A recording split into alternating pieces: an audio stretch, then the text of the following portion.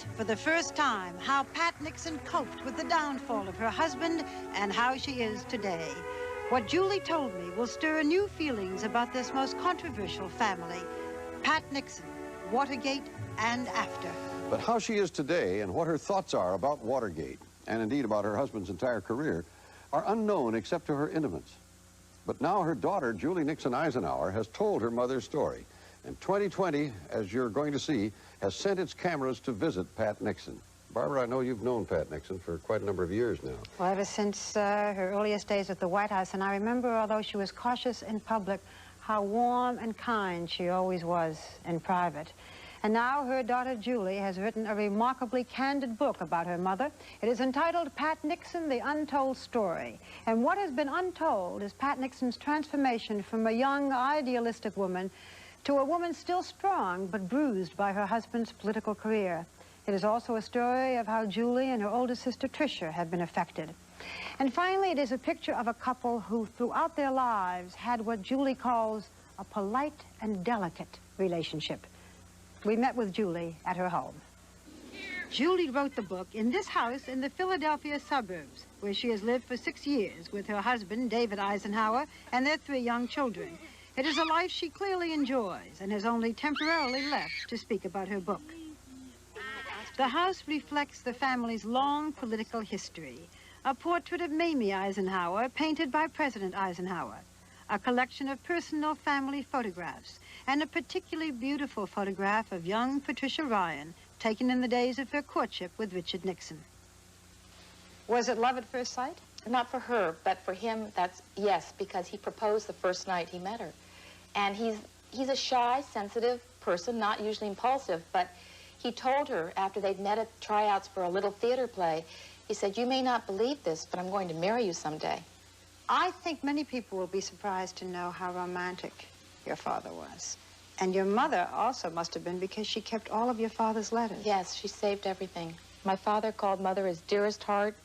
And in this letter, he says, "When the winds blow and the rains fall and the sun shines through the clouds, as it is now, I still resolve, as I did then, that nothing so fine ever happened to me or anyone else as falling in love with thee, my dearest heart. Love, Dick."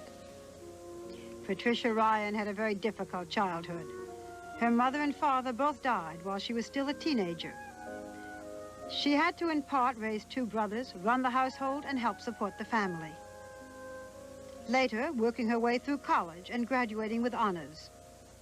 She became a very popular high school teacher in the small town of Whittier, California, when Richard Nixon fell in love and married her 46 years ago. He said of her that she was kind of his ideal person, that she had the finest ideals of anyone he'd ever known. And I think throughout all the stormy political years ahead, that she was a balancing person there, that he would look to her to be the one who could be the idealist. When your father began to have his career in politics, your mother was very much at his side, campaigning all the time. Right. Okay. After he became a congressman, you write that he didn't turn to her in quite the same way, and that this was difficult for her. It was. I really think that the balance in their marriage shifted somewhat when my father was elected to Congress. In the past, he'd always sought her opinions. She was right in there with him, making decisions, discussing things. But my father really looked at politics as a man's world. Mm-hmm. That may sound outdated today, but we're talking about 1946. And it was a kind of a hurtful, rough battle. And he's the type who wants to shield his wife, his family from that. And so he didn't really want her in on his political decisions as much as he might have, as someone else might have, or whatever. I am holding in my hand. Freshman Congressman Richard Nixon made a name for himself when he became involved in the Alger Hiss case in 1948. As a member of the House Committee on Un-American Activities, Nixon pursued charges that Hiss, a former State Department official, was a communist spy. The investigation would ultimately send Hiss to prison and was the beginning of the tumultuous relationship between Richard Nixon, Hiss's liberal supporters, and the press. You write that the Alger Hiss case, which was so famous in its time, that was a turning point, and that your mother, you say, never really got over it. It was a crack in her idealistic perception of politics. And when you were talking to her about this book, she said to you... She said, I want to make one thing clear to you. She said, the reason that people have gone after Daddy is that from the time of the Alger Hiss case, they realized that no one could control him, not the lobbyists, not the politicians, not the press. And from that time on, he became a target. But he also became nationally known, and Congressman Nixon decided to try to become Senator Nixon. In 1950, in California, he beat his liberal Democratic opponent, Helen Gahagan Douglas, in a bitter name-calling race. He became the hero of the conservatives and the youngest Republican senator in Congress.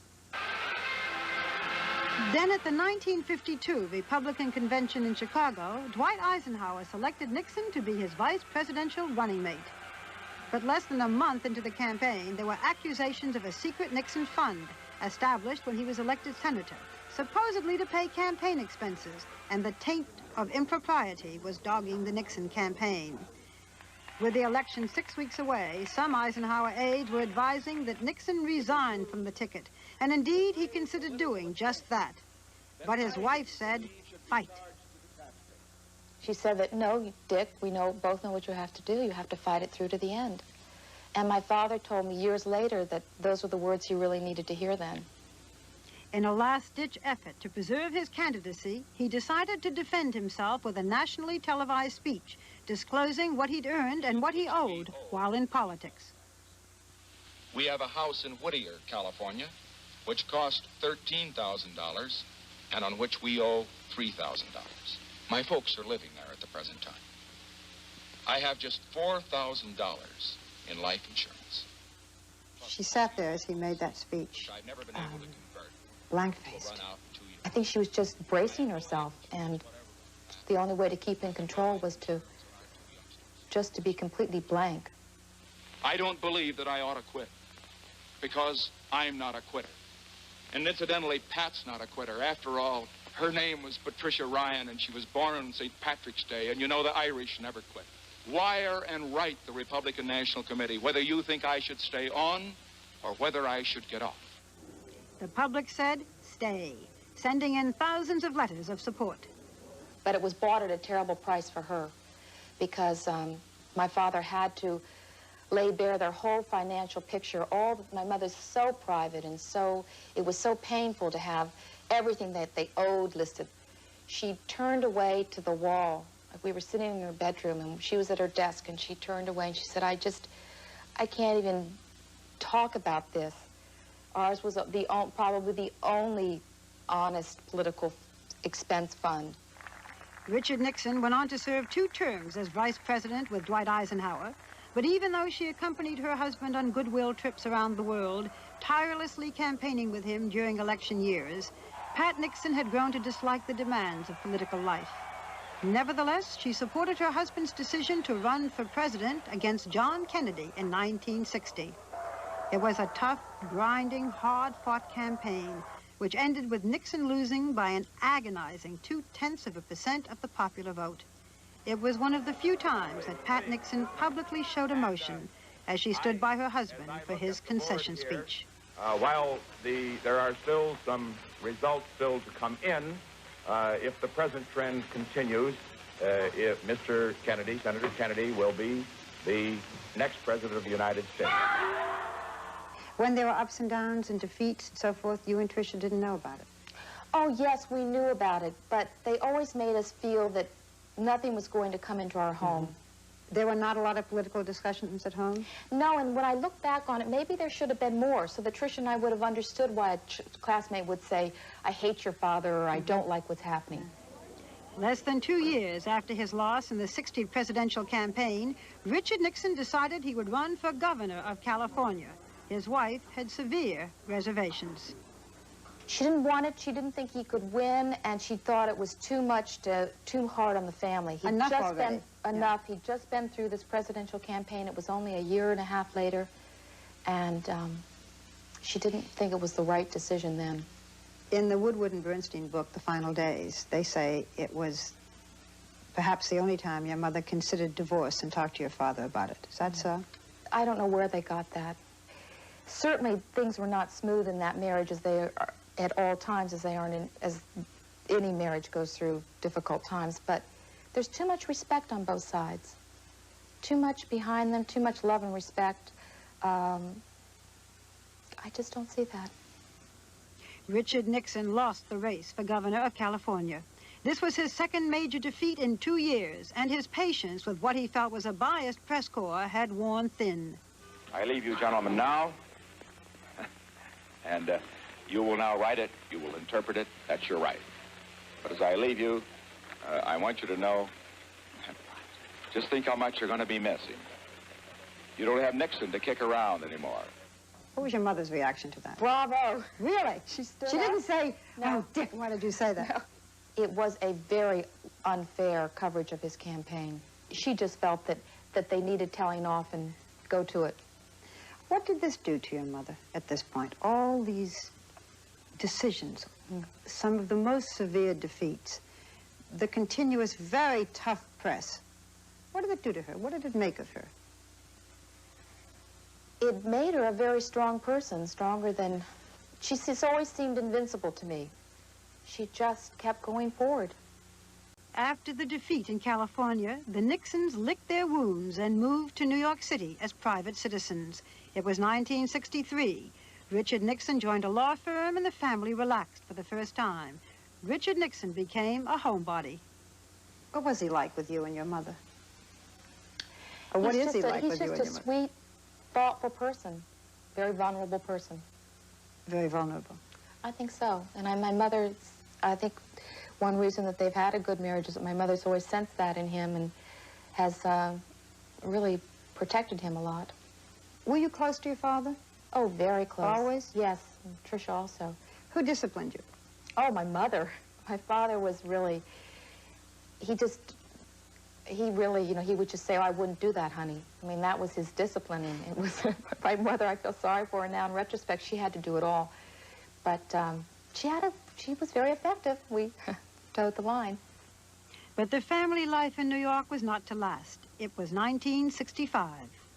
When your father, after these rather peaceful years, said, I think I may run for president, or I will run for president, you write, your mother talked of the humiliation of defeat, and she felt she couldn't face another presidential race. What changed her mind? I think that a theme through my mother's life has been this tremendous faith in my father. She couldn't bring herself to say, go ahead and run. What she said was, I'll support you if you decide you must run. The country was in turmoil in 1968 when Richard Nixon ran against Hubert Humphrey for the presidency. Anti-war protesters heckled the candidates. Now, you've had equal time. Shut up.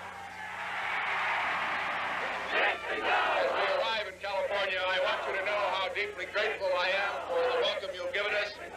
It was Pat and Richard Nixon's 8th campaign, and when the results finally came in, victory was sweet. Having lost a close one 8 years ago and having won a close one this year, I can say this. Winning's a lot more fun. But serving as president at that time was no fun. The country was divided on the war in Vietnam. There were massive protests. It was a time of unprecedented domestic violence in the country. And on top of this powder keg, my mother and father were trying to go on as if everything was fine in America, and it wasn't. Your father wrote one Christmas Eve, it is inevitable that not only the president, but the first lady become more and more lonely individuals. Yes, I think that they probably did feel alone a lot of those times. That's why Tricia and I were so much a part of that, of the scene then. We really spent a great deal of time with our parents because you do reach out to your family in those circumstances. Did your father bring these problems home to your mother? He didn't like to bring the problems home at dinner time or on weekends. He wanted happy family time. He talked about the things that had happened during the day, and he drew us in on that. He'd ask us about what we thought of this character figure and that political figure, but he didn't want to discuss the nitty-gritty. There are some moments that are particularly touching.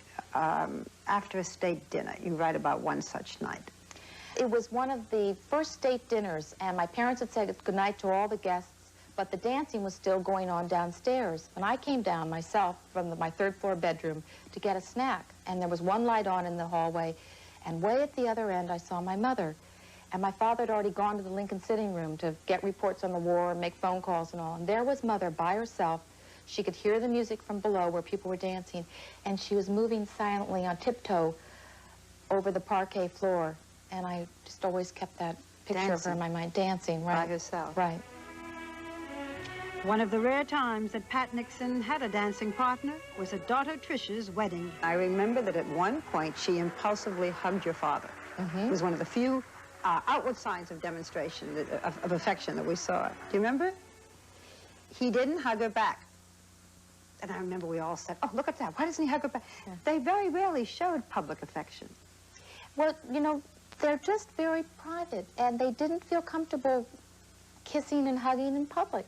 Some people are like that. And my mother's press secretary, Connie Stewart, told me that she would see them holding hands in receiving lines between, you know, when there was a pause in the line.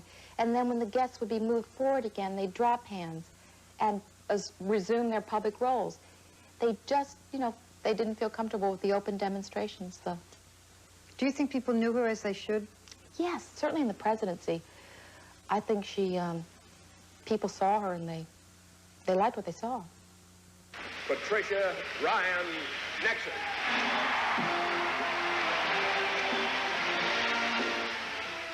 Jimmy Stewart introduced Pat at the 1972 Republican Convention, and the delegates went wild.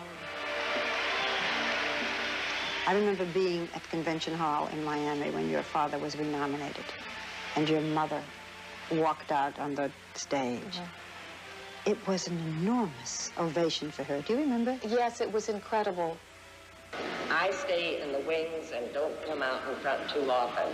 So this is quite unusual for me, but I do want to thank all of you for your friendship and your loyal support. I think a lot of it came from the fact that she had just been to China and just been to the Soviet Union, and for the first time, Americans had been able to see her on television. China was a turning point for her. I remember that how she really was the eyes and the ears for that China trip. She was. She opened up. She was meeting with people whereas my father was behind closed doors in the meetings. And she was out there with the people. It was, she was an invaluable part of that trip. Pat Nixon had at last come into her own. Richard Nixon won the 1972 election by a landslide. The committee will come to order. And then came Watergate. I began by telling the president that there was a cancer growing on the presidency. In all of the millions of words of testimony, there is not the slightest suggestion that I had any knowledge of the planning for the Watergate break-in. The president says he's heard the tapes, or some of them, and they sustain his position. But he says he's not going to let anybody else hear them, for fear they might draw a different conclusion. Why did your father install that taping system? Barbara, he installed it, I think, really unthinkingly. It wasn't a good system. Hoover, Roosevelt, Johnson, Kennedy, Eisenhower all taped conversations and phone calls. My father's, and they taped them for historical purposes. That's why my father installed the system, for historical purposes. These tapes were never meant to be on the nightly news. And the tragedy is that they were. And that's why when my mother first heard about the taping system, she felt the tape should be destroyed because she didn't think that anyone could survive their candid conversations being aired. Did your mother say to your father, destroy those tapes? No, she didn't, because she was acting on an even deeper feeling. Her gut feeling was the taping system's crazy, that she can never survive the tapes. But then she was looking at him, and her reaction was, he handled all the problems in the past, the big decisions in the past. He must know what he was doing, and when he decided not to destroy them, she accepted that, knowing that he had his own reasons. But she'd never discussed it with him. I don't know if they actually discussed it, but she never told him, Dick, you've got to burn the tapes. Things got worse and worse in the White House. Can you describe now that atmosphere for us? What was it like? Well, it was really like being besieged. How did your mother react? What did she do during those weeks? She just kept fighting. She kept going forward. Her schedule never lessened, and that was the way she dealt with the pressure, just to keep going forward, to keep doing what she was going to do. She acted as if it wasn't happening. Yeah, she told her longtime friend that the press was going to write that she was getting deaf, because whenever they'd called to her at the end of a receiving line, "Hey, Mrs. Nixon, what do you think of this or that?" she'd pretend she didn't hear them. Your father began to think that he ought to resign. He began to talk about it. What did your mother think? What did your mother say?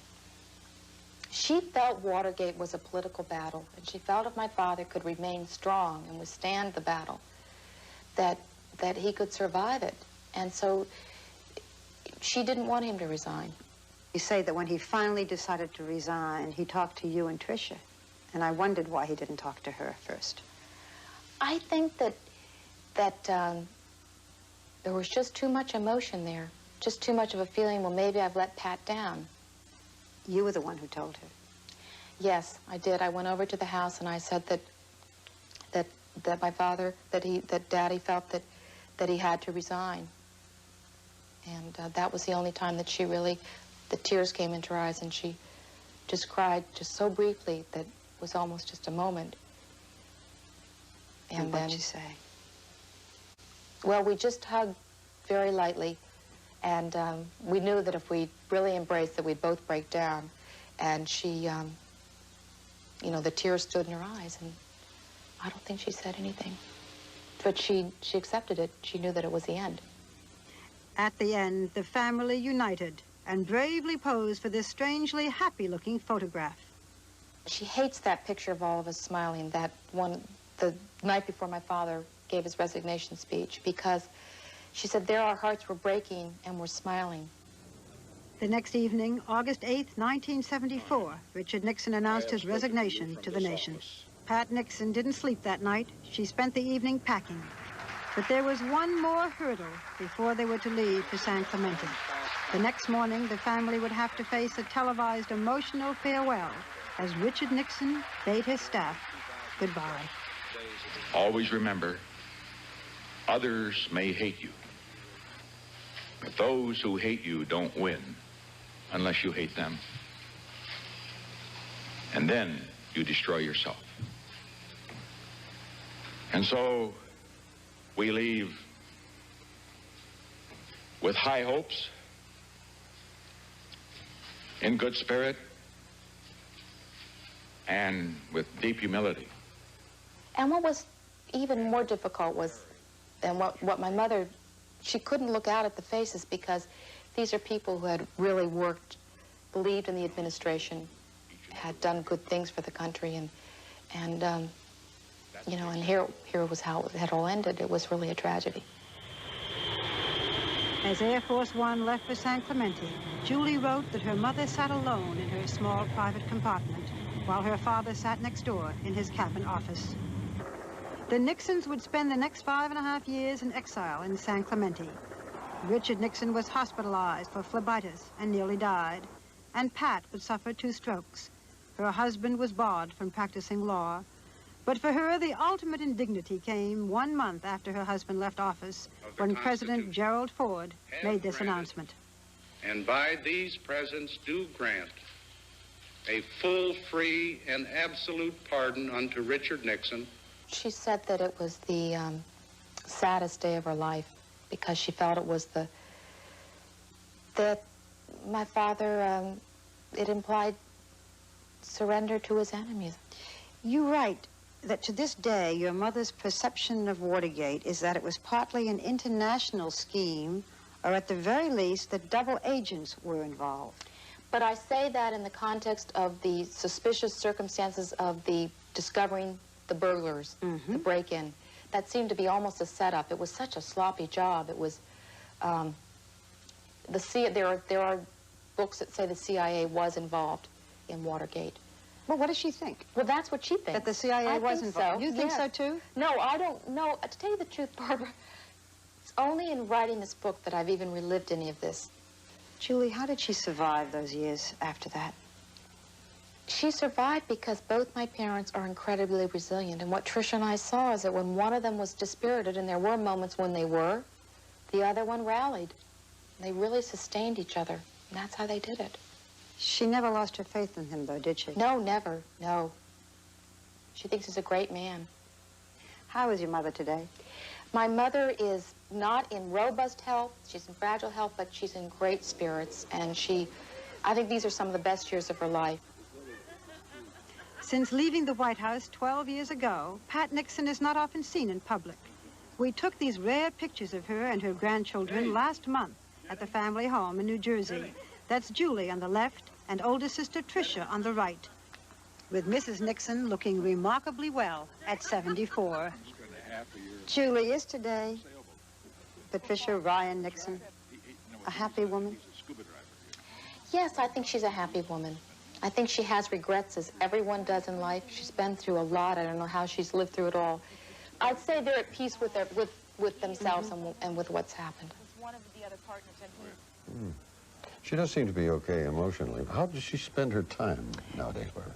With the grandchildren, a little bit of gardening, very close to her husband, and enjoying the private life, as does Julie, who says she doesn't want a political life, and older sister Tricia, in case people are interested about her, married, has one child, lives in New York. Tell how her parents reacted to her book. Well, it's interesting, because Mrs. Nixon hasn't read the book yet, but said to Julie, I trust you, whatever you say. But last night I was at a dinner for Julie and David Eisenhower, and President Nixon was there. And Julie showed me a card that he had just given to her, and I asked if I could take it and read it to all of you. It says, interestingly, I just finished your book on the 40th anniversary of my first election to Congress. It is superb, sensitive, moving, and devastatingly honest. I don't know how you did it. It's a beautiful tribute to a remarkable woman by a priceless daughter, and it's signed Love, R.N.